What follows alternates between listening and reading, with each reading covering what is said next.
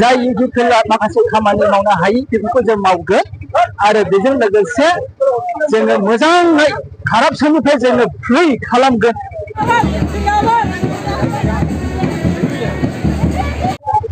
आं नमिनेशन गथायनायनि सायाव नैबे फर्टि चिरां दुवारनि आन्दारावहाय जोंनि एपिपिनि माखासे बिजाथिनि गेजेराव जोङो नायस्रां औवारि बिथांखौ जोङो थिसनदों।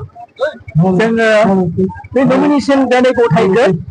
दिनै जेसेबांनाखि फर्टि चिरां दुवारनि आन्दाराव थानाय हालामनि रायजो राजा नोंथांमोन आं बेखौनो मोनसे खावलायहरो जाहाथे जोंनि एबिपि हान्जाखौ देरहासार खालामनो होयो आरो बेजों लोगोसे जों गोबां थांखि दङ मावनायनि, जेरै गोबां मावनो हायि जाय इउपिपिएलआ माखासे खामानि मावनो हायि बेफोरखौ जों मावगोन आरो बेजों लोगोसे जोङो मोजाङै कारापसननिफ्राय जोङो फ्रि खालामगोन गासैखौबो।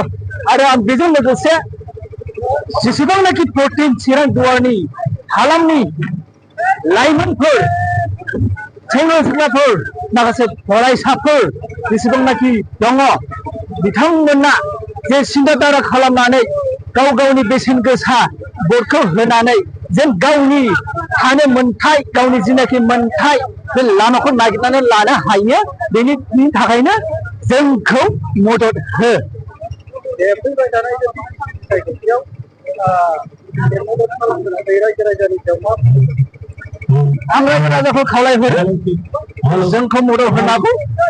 जों मानो होनोब्ला जोंनि माखासे एक्स एनडिएफबि माखासे लिडार जेनाखि सुप्रिम लिडार बिथाङा जेलाव दङ, बिथांनि मोखांखौ नायनानै जेसेबांनाखि रायजो राजा दङ आं बेखौल' बुंला फर्टि चिरांखौल' मिसिमानि जा रनजित सारनि मोखांखौ नायनानै जेसेबांनाखि हालाम दङ खनसे मेगन मोसेबनानै जे एबिपिखौ मदद होयो आं बेखौ खावलायहरनाय थाबाय रायजो राजानिसिम। 100% जों बाहाय खुनु कनफिउज गैया, जों खुनु बाहाय माइनास गैया, जों खुनु बाहाय जेननाय गैया।